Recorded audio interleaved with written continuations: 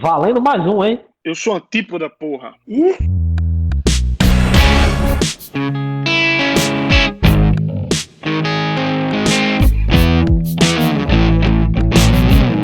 O antiparalelismo, o contraste, o incongruente, com as teses de Ueto Guedes, os comentários jocosos de Geraldo Adorno.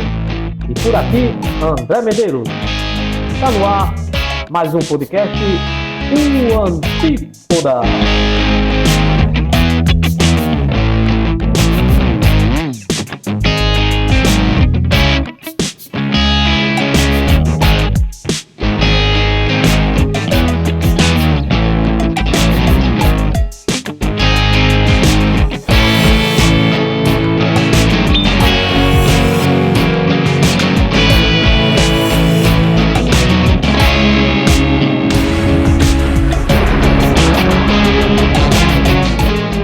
Galera, tudo bom? Como é que estão os senhores? Semana muito corrida, muito assunto para debater, acumulado, né, ao longo de quase 2 semanas. Demoramos a fazer o novo episódio aí do podcast. Exato, muitas coisas aconteceram, né? Inclusive, o falecimento de um médico de 52 anos, né, em Natal, provocado pelo Covid-19, que tinha sido assunto no nosso primeiro episódio, né? Não sei se vocês ele lembram. era seridoense, não era, André? Ele era da Jardim, né? Rapaz, o assunto aqui que fala que os pais dele são daqui, mas não sei, não tenho certeza se nasceu aqui, entendeu? Mas o fato curioso aí, né, é que nós comentamos na sua pessoa, no primeiro episódio, nós falamos sobre esse cidadão, né? Tava rolando uma mensagem aí nos grupos de WhatsApp. Exatamente, né? Que ele tinha ido para São Paulo, parece que estudar, né? Fazer alguma especialização, juntamente com colegas médicos. E o que se falou foi que todos eles adquiriram a doença, né? Mas que os outros tinham se reabilitado e ele teria ficado em coma, parece, ou coisa parecida. Mas fora essa doença, ele tinha outra, será? Não sei se você falou isso lá no episódio. Ele, segundo a Tribuna do Norte, né, noticiou no dia da morte que ele era asmático. Teve um aumento muito grande, né, rapaz? Teve um aumento muito grande de mortes, foi esses dias aí. Aqui em Natal, uma muito famosa foi aqui no satélite aqui. Fora aquela daquele menino lá, do rapaz lá, né? Que é filho daquele cara que faz bolo, né? Que é bem conhecido aqui em Natal. Tem uma fábrica de fazer bolo, uma loja. Mas, como todas as outras, o cara também tinha diabetes, era hipertenso, um monte de problemas aí, né? Exato. Mas pelo que eu vejo aí, esse aumento, acho que são aumentos pontuais, né, digamos assim, porque a curva vem decaindo, né? Dentre os assuntos mais comentados, né, do último episódio para cá, a gente pode destacar a saída do ministro Mandetta. Nós não comentamos no outro episódio sobre isso. O que vocês acharam? Eu achei assertivo e já devia ser feito antes, sabe, essa demissão, porque eu acredito em duas coisas boas que podem ser feitas para diminuir essa incidência, que é o uso da cloroquina, né? E o ministro não concordava com isso, né? Correto. Eu penso mesmo. E outra, ele vinha enfraquecendo muito, né? O governo. Sim, no meu ponto de vista, eu não lembro até onde eu parei, eu acho o seguinte, que saiu tarde, né? Eu não quero julgar o desempenho dele durante o tempo de ministro, até porque eu não tenho embasamento teórico para falar, para discutir a atuação de um ministro da Saúde, né? Eu não tenho capacidade técnica para isso.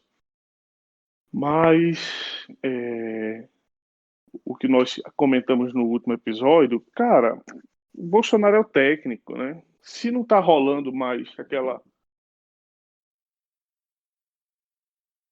E o engraçado, né? Porque o engraçado é que ele criticava, assim, falava mais de Bolsonaro nas suas entrevistas do que o próprio coronavírus. E o foco dele era mais, assim, falando sobre mortes.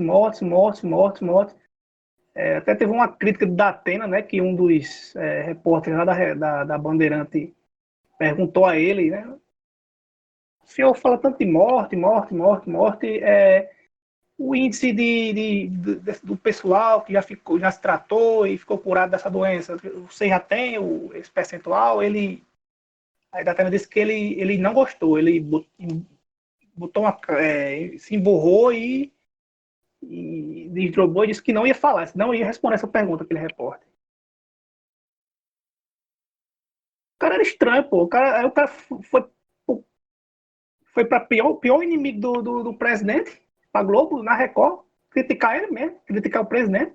Eu até falo, tem hoje, coincidência, né? Eu vi uma postagem de um cara aí que eu sou amigo no Facebook, e ele fez uma postazinha mais ou menos falando assim, né? Que as indicações do governo têm que ser técnica e ideologicamente alinhada com o governo. Eu até disse, porra, que o ideológico preceda o técnico, porque senão não vai andar. E ali não tinha, por mais que o ministro fosse um cara técnico, não havia compatibilidade ideológica entre os dois. E eu observo, e observo em vocês, que todos os ministros que não tiverem compatibilidade ideológica irão cair. Eu já estou profetizando isso.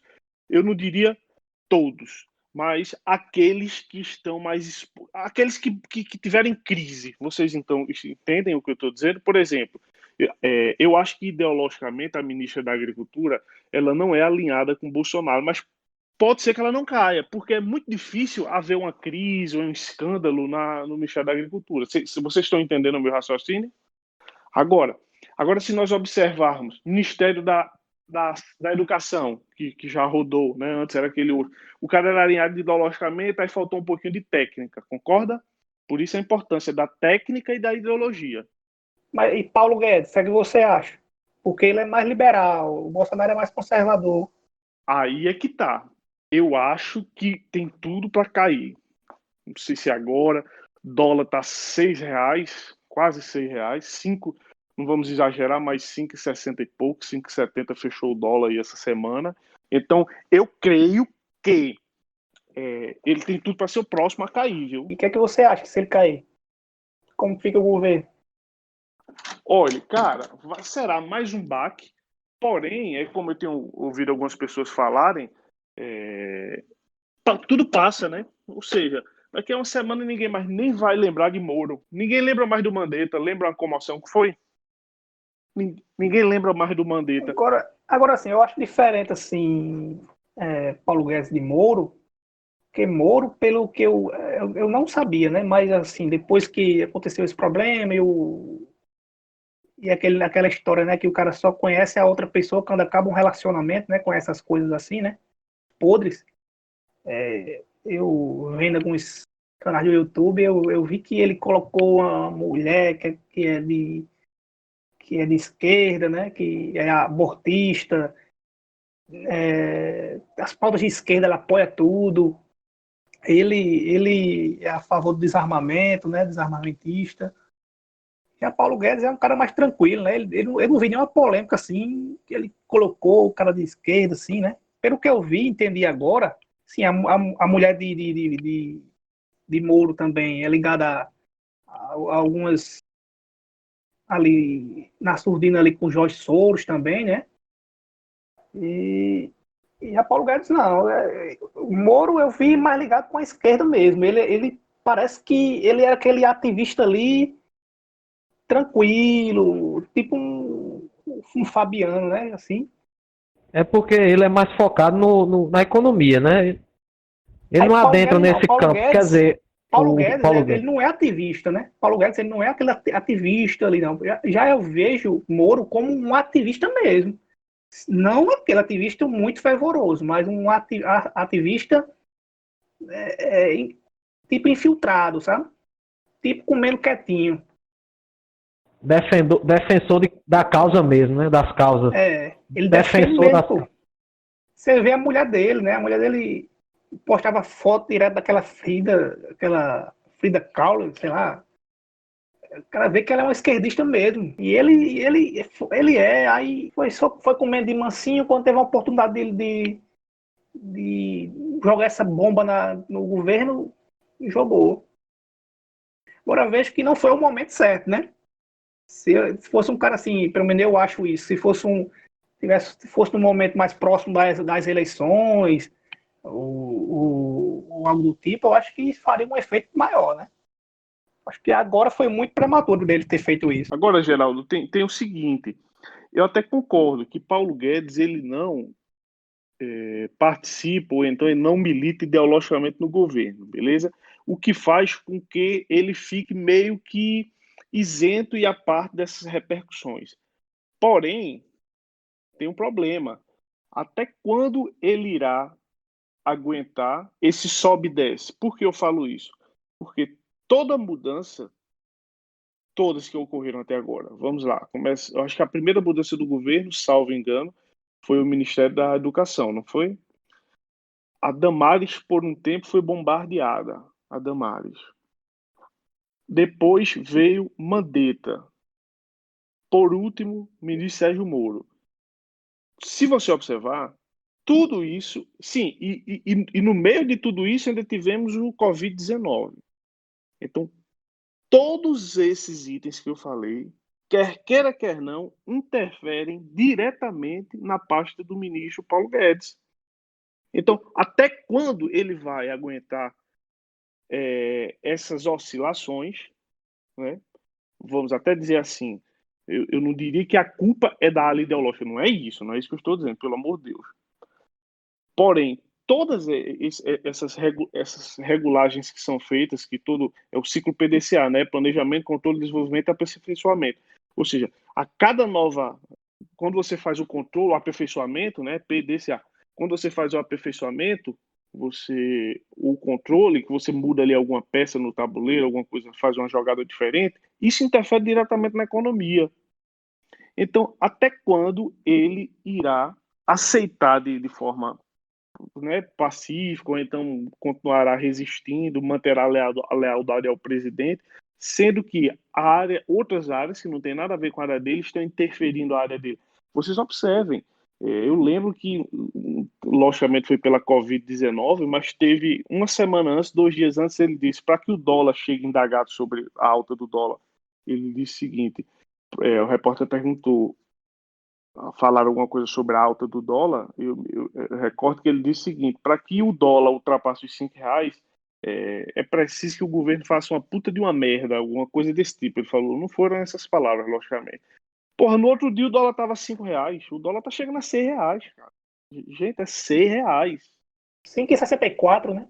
Então, ou seja, então, até quando? Por isso que eu acho que pode ser que ele não resista. Aí sim ele vai provar a lealdade ao presidente.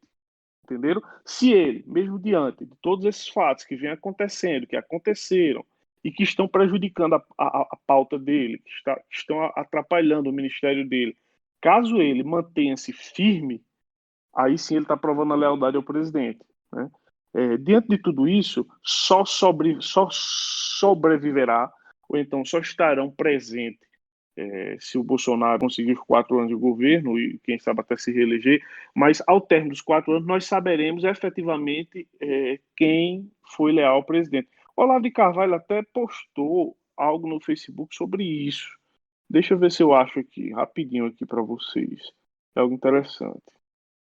O grande professor Olavo de Carvalho, né, nosso guru, vamos lá. Ele diz o seguinte, ó, o perfil do professor Olavo, cada publicação dele, cada postagem que ele faz no Facebook é motivo de daria um podcast inteiro, né? Não é? É, são reflexivas demais, pô. Teve um que eu me lembrei muito de você. Ó. Teve um que eu me lembrei muito de. Teve um que eu me lembrei muito de você. Um que ele, no finalzinho, ele diz assim: eu não entendi ainda porque Bolsonaro ainda não me pediu nenhum conselho e ele continua seguindo os conselhos dos generais. Não sei se você viu isso. Cheguei a ver isso Aí eu aí. fico pensando assim: será que é porque Bolsonaro.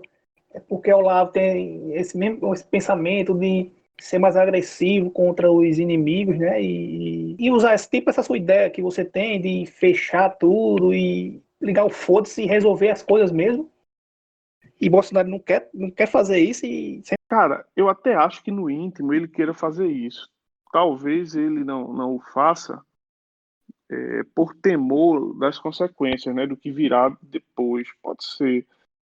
E Olavo também, às vezes, as declarações dele, ele teve uma que ele falou esses dias que eu achei muito interessante, que ele fala o seguinte: a partir de agora, ou nós viveremos numa ditadura militar comunista, ou voltaremos a um regime a ser dominado pela esquerda vagabunda e comunista também. Ou seja, Olavo meio que atira nos militares e atira no passado, né, nos governos passados. Então, assim, aí fica meio que uma incógnita sobre quais as mudanças que realmente ele quer e deseja. Eu até meio que sei quais são, né?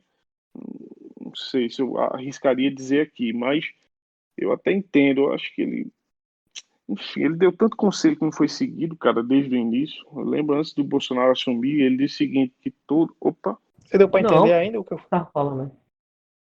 Sobre o Bolsonaro, O que eu entendi é isso, é porque o Olavo tem um pensamento mais radical. Eu acho assim, radical. Radical assim, né? Ó a frase aqui de Olavo. Ó.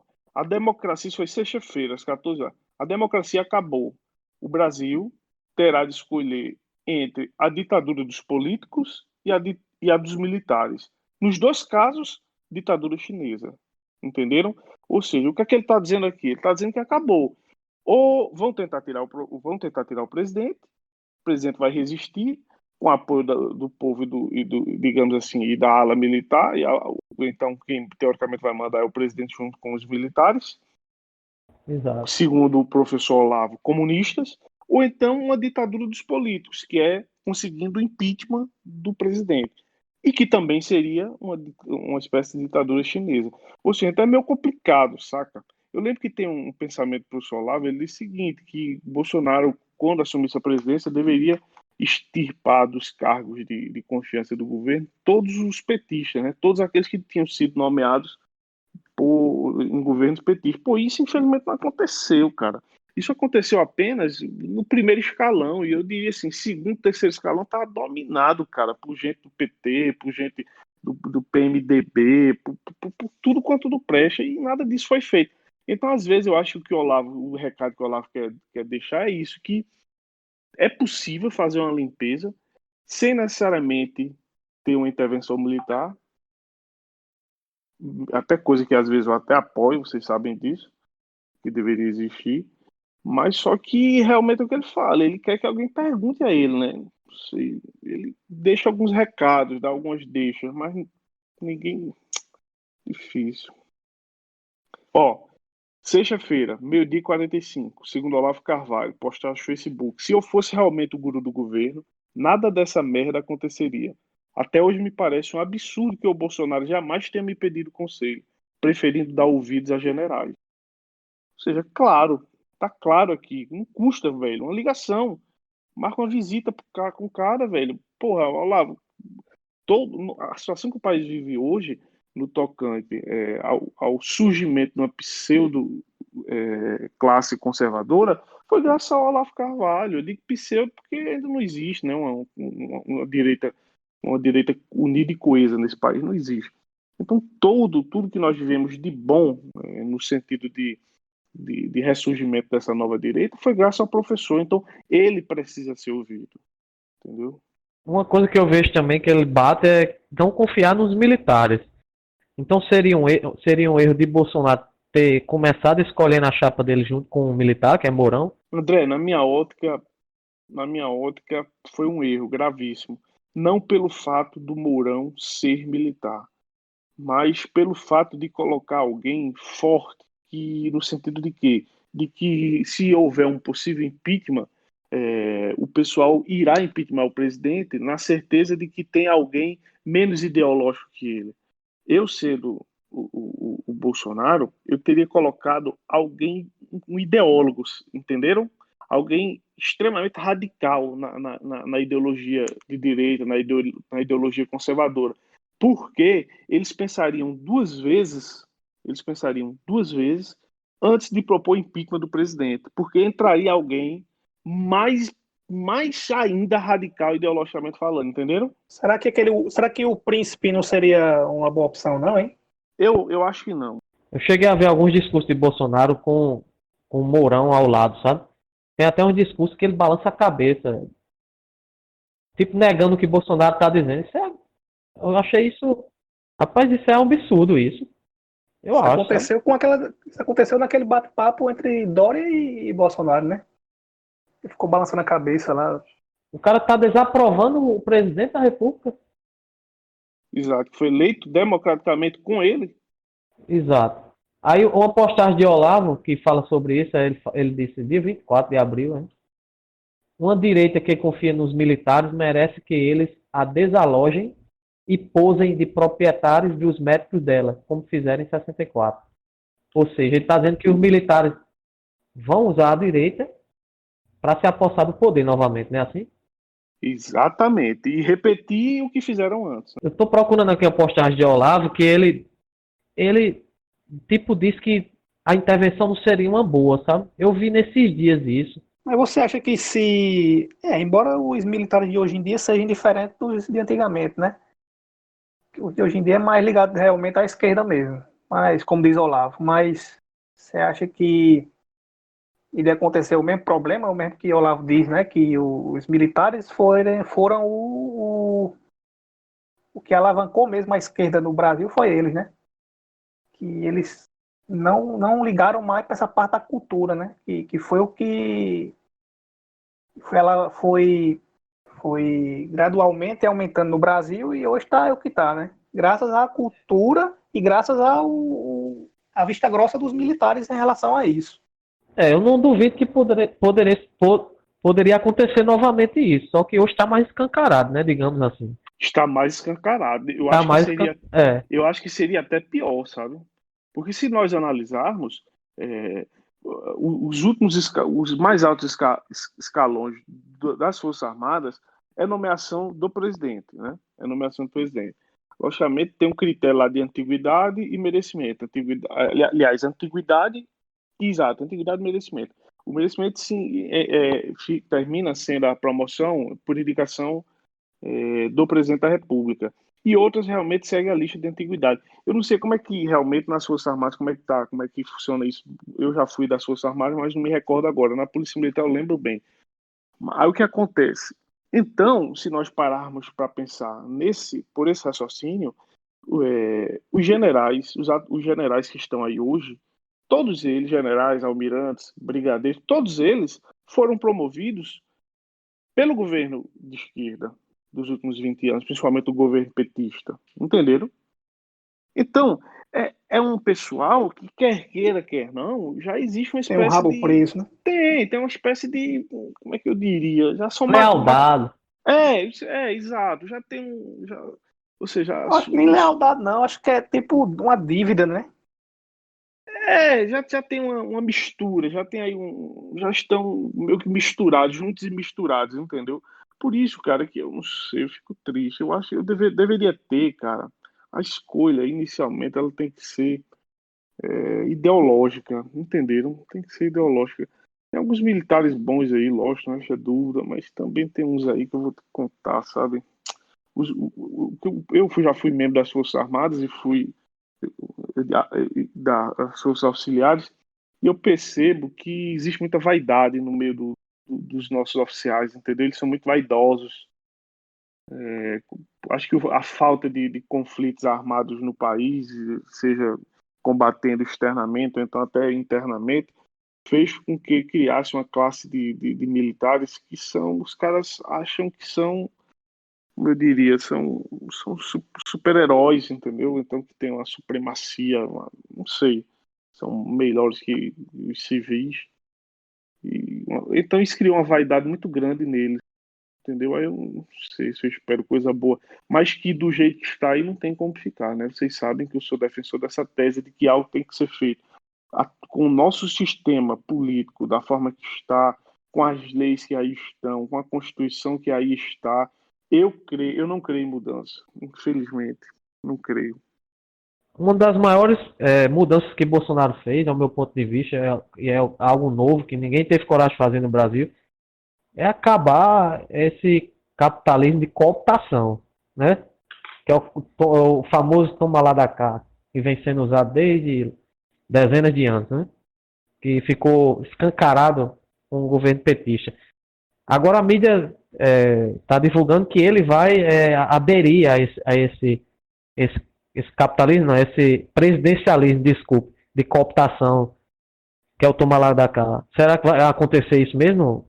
Cara, ele está se sentindo ameaçado, né? Ele está se sentindo ameaçado.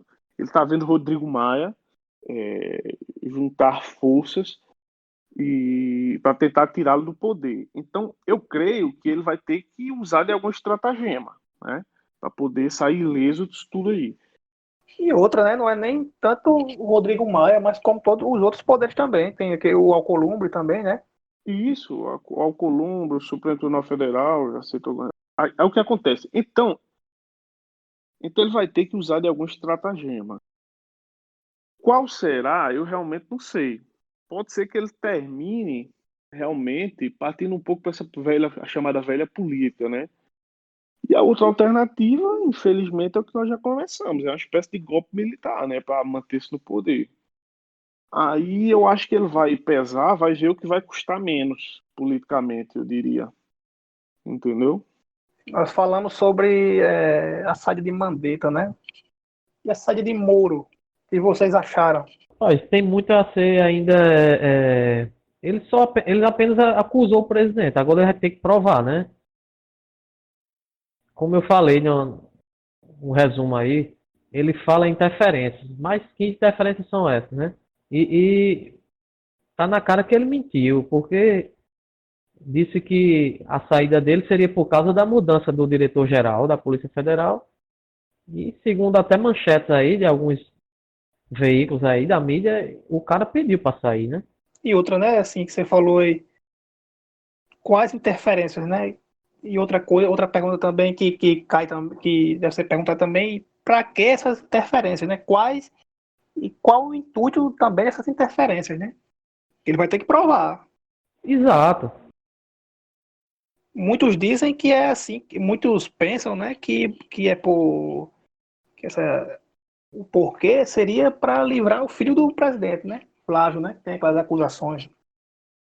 É, mas ele teria dito isso, não? Não sei, vamos esperar, né? Ele tem tanto apreço por ele tem tanto apreço por esse diretor geral e porque ele colocou a cabeça dele em jogo, né? Em troca de uma vaga no Supremo. Quer dizer, está tudo muito obscuro ainda, eu acho. Cara, isso é importante, viu? Isso é algo a ser observado. E, e outra coisa, uma das postagens tornadas públicas pelo Moro, né, a conversa entre ele e o presidente, faz menção a uma reportagem do antagonista, onde o antagonista diz que 10 a 12 parlamentares bolsonaristas estavam sendo investigados pela Polícia Federal. Senhores, o que me deixa mais arretado, velho, o que me deixa mais revoltado é exatamente isso.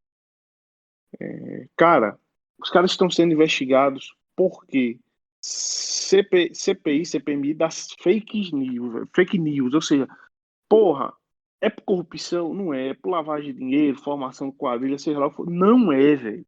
Ou seja, é por um factoide criado pela mídia. Vocês entenderam o que eu estou dizendo? Isso não existe, isso é uma palhaçada. Os caras estão sendo investigados por criticarem o Supremo Tribunal Federal, por criticarem o Congresso Nacional, por supostamente participarem de um tal chamado gabinete do ódio. Isso é ridículo. Segundo eles, o gabinete do ódio funciona dentro do palácio, ao lado do gabinete do presidente. Ou seja, porra, é sacanagem um negócio desse. Entendeu? Não tava tendo intervenção porcaria nenhuma, velho. Tem outros que diz que é lá na casa de Olavo de Carvalho, né? Ele dá porra. Isso é uma coisa, é que qualquer pessoa hoje com o celular na mão faz, né? Perfeito, André. E outra, André, eu tirei dinheiro do meu bolso, eu não sei vocês, durante a campanha do Bolsonaro, eu paguei, fiz vaquinha para outdoor, para não sei o quê, eu espalhei mensagem, não mensagens falsas, mas espalhei mensagens de apoio ao Bolsonaro, de apoio ao presidente. E todos os eleitores dele fizeram isso. Então, essa história de que existem robôs, de porra, vamos parar com isso, cara. Que merda do caralho, velho. Já fizeram de tudo, já investigaram de tudo, provaram que não tem porra nenhuma a respeito disso. E os caras continuam insistindo nessa tecla, entendeu? De que são robôs. Que história é? 55 milhões de pessoas, 57 milhões de pessoas são robôs, porra? São robôs? Eu ando pelo Brasil todo, eu vejo o apoio ao presidente da República. Atualmente, semana passada eu estava na Bahia, até por incrível que pareça, na Bahia, um reduto do PT, e o pessoal apoiando o Bolsonaro. Essa semana, eu passei a semana, estou no Paraná, do mesmo jeito, vejo a população falando, elogiando o presidente, elogiando a sua determinação, o seu denodo na coisa, e o pessoal ainda fica com essas falácias, entendeu? Isso não existe, rapaz. Vamos parar com isso, vamos deixar o presidente trabalhar, ou o cara tentando, dando gás, dando certo. Lógico que a gente tem que, quando ele fizer merda, nós temos que dar a cara a tapa, criticar o cara, mas porra, o cara não tá conseguindo trabalhar, o Congresso Nacional arquivou, não sei quantos é, MPs dele aí, arquivou, deixou as medidas provisórias caducarem. O Rodrigo Maia tirou da gaveta o processo lá, tão falado semana passada pelo Roberto Jefferson, um projeto de emenda à Constituição, acho que é a 101, de 2003, cara, que trata da reeleição para presidente da Câmara e presidente do Senado dentro do mesmo mandato, legislatura, da mesma legislatura, que hoje em dia não é permitido. E ninguém diz isso, ninguém repercute isso, ninguém vê que está sendo montado um plano para tirar o presidente da República do poder, entendeu? É Então é verdade. complicado, cara. A questão das carteirinhas de estudante, né? Perfeito, muita coisa, né? Teve isso aí, né? Teve parece que o 13º, do Bolsa Família, salvo engano. Teve outras coisas aí, foram várias medidas provisórias que ele deixou caducar. Pegando um gancho aí no que o Ed falou sobre o gabinete do ódio, né? Rodrigo Maia esses dias disse que o diretor do gabinete era Olavo. Olavo disse que gabinete do ódio era o cu da mãe dele. Olavo sempre espontâneo, né? Quais mais assuntos, hein? Mandetta, Moro. A morte de Xi Jinping. Diz que ele morreu, né? E o Morte ditador cerebral. lá, o ditador coreano, né? Boatos que ele já morreu, né? Sendo que não estão querendo divulgar para não ter um golpe Impacto. militar lá, né? Um golpe militar também, né? A morte de um cara daquele ali abala muita coisa. Abre muita brecha, né, para um golpe, porque ele era totalitário, né? Era um governo. Mais fechado do mundo, né? O governo mais fechado. Ali era praticamente ele, né? Ele saindo, fica aberto. Os opositores dele mandou matar tudinho. Como era o nome daquele presidente da Venezuela? Pô, Hugo Chávez. A morte de Hugo Chávez foi também escondida, né? Foi revelada agora, né? Foi. Parece que por meses aí, né? Por meses, salvo engano, 3 meses. Até, eu creio que até eles ajeitarem, se protegerem bem mesmo, assim, o pessoal que era mais chegado ao ditador lá, né? Eu acho que eles vão ficar escondendo, né? Porque, de certa forma, embora hajam poucos, né? Porque a maioria morreu, mas ainda há oposição a esse cara lá ainda. Um dia eu vendo como o povo lá recebe uma lavagem cerebral, né? Todo mundo lá, os repórteres perguntam sobre ele e ele é o Deus da Terra. Não, ele é um homem muito bom, nosso governador aqui, coisa. Eles são obrigados a fazer isso, Geraldo. Eles não têm coragem não de ser contra o governo. Mas pior, pô, eu acho que eu creio que, mas eu acho, a meu ver, que eles não são obrigados, pô. Eles já chegaram num ponto que aquilo ali tá na cabeça deles. Pronto, lá não tem emissora de televisão, só tem uma. Que fica direto falando só coisa boa sobre ele. Como você falou, é um país fechado. Então não tem como vir outras informações, né? É o que a imprensa diz. Eu creio que eles não são obrigados àquilo. Aquilo ali foi uma ideia colocada na cabeça deles para eles pensarem assim. Eles amam aquele cara, cara. Eu Não, acho. assim, né? Uma geração que já nasceu sobre esse regime, isso que você está falando tem sentido. Uma geração, por exemplo, né, que não conheceu outra forma de governo, digamos assim, não conheceu, não teve acesso a outro governante. realmente, devido até essa exclusão digital, eles terminam achando que aquilo ali é a verdade única. É a história Da caverna, da né? caverna de Platão, né? Pronto, é desse jeito. Não é isso? O mito da caverna. Para eles não conhecem outra verdade, né? Então a verdade deles é aquela. Isso tem sentido, isso que você está falando, tem sentido. Muito embora também entre essa história que o André falou aí, até porque tem pessoas lá que viveriam outro regime, eu não sei o que acontece. Tem aquela velha história aí do que eu aprendi no Nordeste, nosso Nordeste, aí, quando eu morava aí, que é quem tem cu tem medo, né?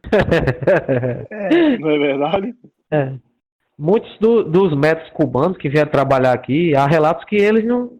Quando alguém tomava alguma palavra para falar sobre o governo cubano, eles desconversavam, saíam do recinto, sabe? Isso. Até porque tem espiões aqui, né? E pronto, foi isso que eu cheguei à conclusão. Se eles tinham medo de falar, é porque tinha alguém que. Eles não mandaram só médicos, né? Eles mandaram espiões também, isso foi Espiões. provado. Tem um fato interessante sobre a Coreia do Norte, sabe? Eu acho que se passou durante uma Copa do Mundo aí. Como o país lá é muito fechado, ele não liberava nem o sinal dos jogos da seleção do país para a população assistir, né? Com medo de o time se dar mal e aquilo ser uma vergonha, digamos, né? Para o país. Aí parece que no primeiro jogo a seleção jogou bem. Aí liberou o segundo jogo, né? Para a população assistir. Aí a seleção levou uma goleada. Ai, corta. Meu Deus do céu. Já pensou, né, rapaz? O pessoal não pode nem assistir jogos. Incrível. Rapaz, esses dias aí eu pesquisando sobre a nova ordem mundial, aí disse, vou dar uma olhada como é que tá as novas sobre o Fórum de São Paulo, né?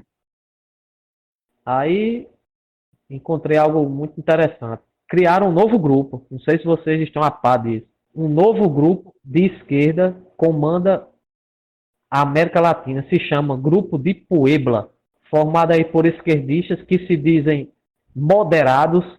Aí eu lembrei daquela ideia comunista, socialista, de que não deu certo por isso, mas vamos por esse lado, entendeu?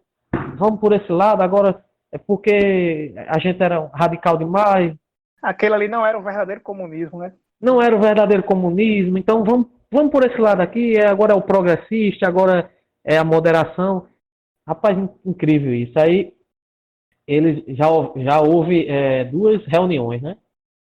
Já houve duas reuniões desse grupo. Ele se chama Grupo de Puebla porque nasceu lá no México, né? Nessa cidade chamada Puebla. Aí eles se encontraram a primeira vez em julho de 2019. Aí tem as pautas, né? A pauta do segundo encontro era Lula livre. Meu Deus do céu. Aí esse segundo encontro aconteceu em Buenos Aires, em novembro de 2019. Segundo o site lá, tem um site, né? Eles se encontram a cada 4 meses. Aí Assustador, cara. já pensou? Aí Mas será que Lula ainda tem esse poder todo ainda, rapaz, nisso?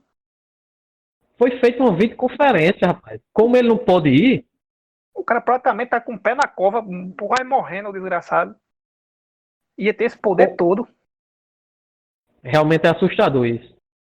Como ele não pôde ir devido à prisão, né? Parece que foi feita uma videoconferência lá, e o presidente argentino parece que é um dos líderes desse grupo, sabe? É o Alberto Fernandes. Aí tem os brasileiros, Celso Amorim, o Mercadante, a bruxa da Dilma. Dona Passadinha, né? Rapaz, vocês têm que tomar nota disso aí, né? Não, já tô pesquisando aqui a respeito. Eu fiquei doido por essa descoberta. Então será que o que teve um reset, hein, no Foro de São Paulo? Rapaz, Geraldo, pelo que eu vi, parece que o Maduro tomou conta do grupo, digamos assim, e isso causou um enfraquecimento do grupo, ao meu ver, sabe?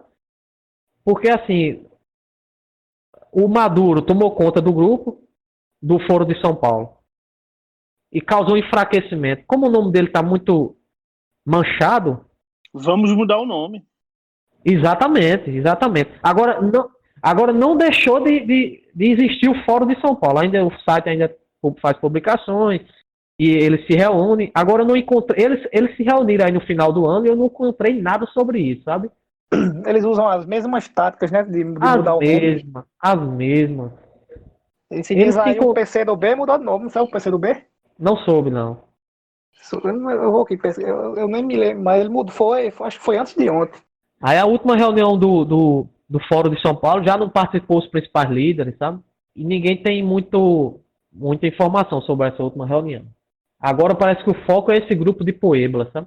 É uma coisa interessante que, com relação a essa mutação da esquerda, tem uma frase de Ernesto Laclau, naquele livro lá, Introdução à Nova Ordem Mundial, de Alexandre. Ele diz o seguinte: ó, a ideia central desse argentino, Ernesto Laclau, é que o partido não precisa escolher um grupo da sociedade para representar diante dos organismos políticos de uma nação.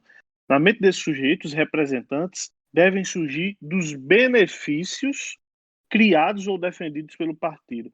Assim que este benefício é criado ou o direito a ele é sugerido, aparecem pessoas interessadas neste benefício e então está formado o grupo que será representado pelo partido. Ou seja, os iluminados criam um partido e depois criam os seus representados. Entendeu? Que eles invertem a lógica, né? O interessante não, a sequência natural é o quê? Diante de uma classe a ser representada, surgem representantes, concordam? Eles fazem o contrário. Eles criam os representantes, né? Criando causas, né? Criando causas, falsas causas, e por aí vai. Para daí criar os representados. Ou seja, é uma safadeza, é uma vagabundagem de apoio. Eles se reinventam, a verdade é essa, né? E faz com que todos os adeptos o adorem, né? Perfeito, perfeitamente. Viu, André? O PCdoB, ele tá usando agora o nome de Movimento 65. Era quase 69, né? Uma putaria só, né? É. É o PCdoB, Geraldo? É, o PCdoB. Eu lembro, acho que, salvo engano, eu espero que não esteja errado, o humorista João Cláudio Moreno, de Piripiri, no estado do Piauí, ele conta que, na juventude, ele foi convidado por um representante ilustre do Partido Comunista do Brasil a se filiar, né, ao partido. Aí, na época, até hoje, o João Cláudio Moreno é muito religioso, aparenta ser. Aí ele diz, não, isso não dá certo para mim, porque eu sou um cara cristão, eu sou muito católico. Aí ele disse que o representante lá do partido dele disse, não tem problema, não se preocupe. Lá no Partido Comunista do Brasil tem até comunista.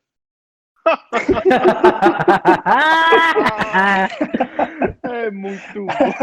Aí foi foda. Tem até aí comunista. Ou seja, eles usam a causa só pra, né? A causa para eles é o de menos, exatamente.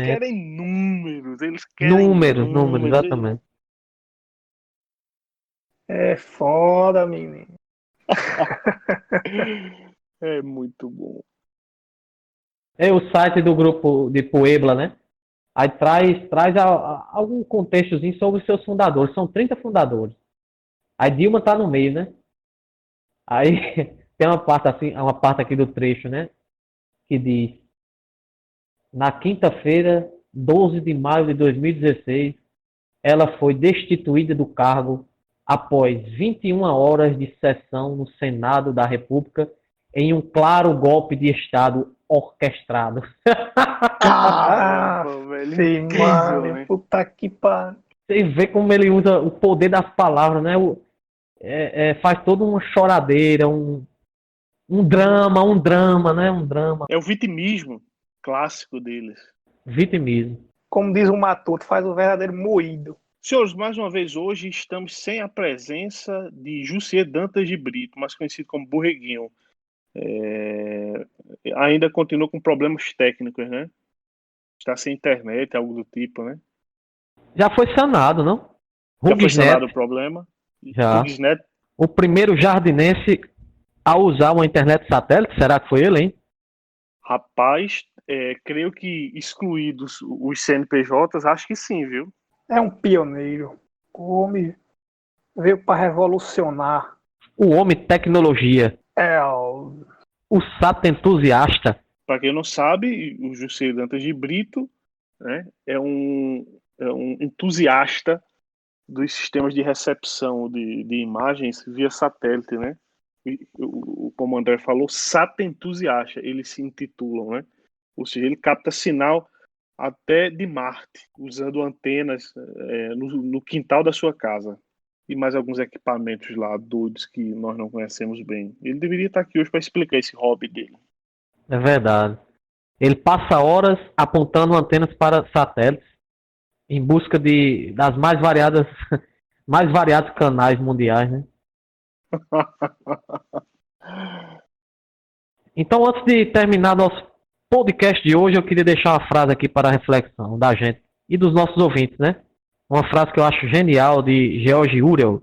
Todos os animais são iguais, mas alguns são mais iguais que os outros.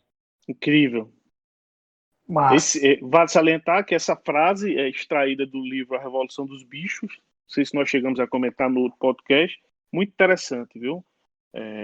Deve ser lido por todos que gostam de uma boa leitura e de entender, conhecer o mundo da forma realmente que não nos é clara, né? Não nos é vista de uma forma totalmente lúcida. no outro podcast nós falamos sobre o 1984. Exato. Também. Indicação de livro, o que é que vocês estão lendo? Eu estou lendo A Mão Invisível. A Mão Invisível, Adam Smith. Eu estou lendo um de Guilherme Fiuza, o Manual do Covarde. O título é interessante. Esse aí foi um cara que era dilmista e virou, foi? Ou não? Foi. Ele era petista e hoje é bolsonarista, né? Não, ele disse que não segue, não. Ele disse que é antagônico a todos os governos, mas hoje em dia... É anarquista. Não, ele disse que o governo que está lá ele é contra, mas sendo que hoje em dia, assim, eu vejo as publicações dele no Twitter, no Instagram, eu vejo ele apoiando muito, sabe? Eu sei. É um Diogo Mainardi, né? Diogo Mainardi. Menos radical. Antes de Dilma ser reeleita, ele disse: eu apoio o Aécio até ele ganhar. No primeiro dia que ele assumia, sou contra o governo. Eu lembro dessa declaração dele. Esse livro aqui, ele tem o prefácio daquele cara do Pinguiz, Augusto Nunes. Eu acho que é assim, é porque para esses caras aí que dizem isso, geralmente são jornalistas, né? Para eles é um valor, assim, não apoiar o governo, para eles é um valor. Ser tempo neutro, né? Neutro, exato. Que não é neutro, não existe neutralidade, né? Não existe. Não existe neutralidade. Não se faz política sem ideologia, pô. E imagina esses caras que são jornalistas, que escrevem, que dão opinião. Não tem como ele ser neutro. Absolutamente neutro, né? Exato, como você já bem falou naquela sua frase histórica, né? Impoluto, só o embrião, né? Obrigado por ter lembrado. Fico feliz. Não, essa frase é clássica, é épica. Eu estou lendo, retomei a leitura agora, eu já li o volume 1, né? É um extenso. Eu terminei a Invasão, a Introdução à Nova Ordem Mundial. Aí quis partir para algo mais lúdico. Eu parti para algo mais lúdico, que é Don Quixote, pô, o volume 2 de Don Quixote de La Mancha. O grande Don Quixote de La Mancha. Eu já li o volume 1, um livro muito extenso, e comecei agora. Na verdade, essa é a minha terceira, quarta vez que eu recomeço a leitura. Pô. Começo e paro, aí passa um tempo, aí volto a ler, mas dessa vez eu só quero parar quando concluir a leitura do livro. Cervantes. Miguel de Cervantes, escritor espanhol. E Os Moinhos de Vento. Os Moinhos de Vento, com seu fidel escudeiro Sancho Panza. É uma continuação, O volume 2 é a continuação da história. Exatamente a continuação da história. Fantástico. O livro é muito bom. Clássico da literatura mundial. Né? Clássico. E indicações de canais no YouTube. Vamos lá. Vamos lá, canal no YouTube, eu vou fazer a indicação de um canal, o Antípoda Podcast, ou seja, nós também temos o nosso canal no YouTube. Até o momento só estamos postando, só postamos na verdade até agora, a reprodução dos nossos podcasts. Então quem quiser se inscrever lá, só acessar o canal no YouTube. Tem pessoas que preferem o YouTube por ser uma ferramenta mais prática, né, de mais facilidade de acesso, já que você não vai ter que se cadastrar lá no Spotify e nos demais canais onde o nosso podcast está hospedado. Então eu ficaria a indicação do nosso canal aí, o Antípoda Podcast. A minha indicação de canal, né? Eu vou indicar o canal do cara que escreveu o livro que eu estou lendo, né? Guilherme Fiuza. O nome do canal é o nome dele. Muito bom o canal dele lá. Recomendo bastante. André, alguma indicação? Sim, de Olavo de Carvalho, né? Nosso guru. Fantástico. É o Brasil Sem Medo também, né? Que é dele e Bernardo Kirchner. Falar nisso, eu tô assinando o Brasil Sem Medo. Eu achei careta esse nome, sabe? Brasil Sem Medo foi estranho, né? Foi. Precisaria de algo mais impactante. Era impactante. É uma coisa. Brasil Sem Medo, gostei não. Eu tô assinando porque, é incrível, né? O plantel de membros lá deles, né? As peças são incríveis. Cara, tem pessoas ali que eu gosto muito. A começar pelo próprio Olavo. A assinatura, salvo engano, tá R$29 por mês, para quem tiver interesse. Entre os autores lá, olha o nível dos caras. Eu vou citar aqui os mais conhecidos, né? O Paulo Briguet, que é um cara fantástico, eu gosto dos comentários dele. O próprio Olavo de Carvalho, Silvio Grimaldo, cara fantástico. Bernardo Kister também. Deixa eu ver. Tem outros aqui, né? Vou até ser meio... Mas enfim, eu vou falar os que eu mais conheço, né? Eu tô olhando aqui, ó. Tem aquele Leandro Ruska, alguma coisa assim. Vamos ver aqui. Enfim, tem muita gente boa, cara. Aí tem os brasileirinhos, né? Que é aquele canal no YouTube muito engraçado, para quem não... eles comentam assuntos atuais de maneira, fantástica, com muita edição de vídeo. Não sei se vocês conhecem. Bem trash, trash, algo bem trash. Os brasileirinhos, muito bom, viu? O próprio Bené Barbosa também participa aqui do Brasil Sem Medo. Ou seja, tem um pessoal interessante aqui pra gente acompanhar, viu? Outro canal que eu tenho participado, apesar que ele não é gratuito, mas ele tem muita coisa gratuita, né? É o Brasil Paralelo. Eu admiro muito, sabe, o que esses caras fizeram aí, porque eles trouxeram informações que a gente não via antes, sabe? Trouxeram o outro lado da história, digamos. Não, fantástico. O Brasil Paralelo tem ótimas produções. Nós comentamos, acho que foi no primeiro episódio, né, sobre o Brasil Paralelo. Eu preciso reativar a minha assinatura lá deles. Tá R$10 mensal. Tá de graça, cara. Tá de graça. Aqui, eu tô olhando aqui, ó. Últimos dias para aproveitar a promoção. Torne-se membro por apenas R$10 por mês. Pessoal, vamos ajudar. Faltando 4 dias aí. Eu confesso que ao término aqui do podcast eu iria assinar. Não perderia essa promoção. Então vamos encerrar? Vamos encerrar, né? Acho que por hoje, mais uma vez. Eu acho que... valendo destacar que eu estou no Paraná, você Jardim de Seridó, e Geraldo Adonis está em Natal, correto? Exato. Correto. Semana que vem retornarei a Brasília, capital federal, cidade que eu gosto. Então desejo a todos aí um ótimo início de semana, viu? E um abraço fraterno. Como disse o padre Stanley na homilia de hoje, domingo é o primeiro dia da semana, não segunda, como o próprio nome diz. Exatamente. Então, estamos começando a semana com o pé direito, né? Sem dúvida, esse bate-papo foi excelente. Mais uma vez, obrigado, senhores. Forte abraço. Fiquem com Deus. Que Papai do Céu nos abençoe hoje e sempre. Amém. Assim seja.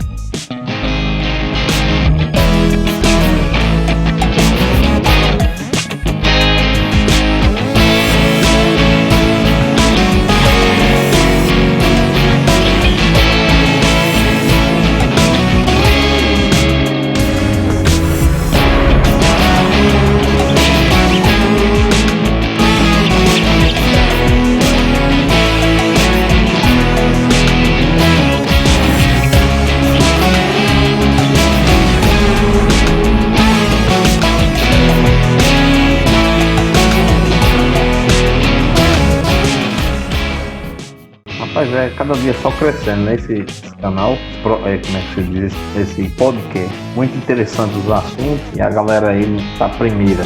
Rapaz, por onde eu ando, eu faço a propaganda e o pessoal tá tendo uma aceitação muito boa. Rapaz, quem é? Rapaz, eu conheço. Fulano aqui, inspirado, Eu tô muito feliz, cara. É uma honra participar aqui desse programa. Tá melhor, né? A qualidade dos áudios melhorou mais, né?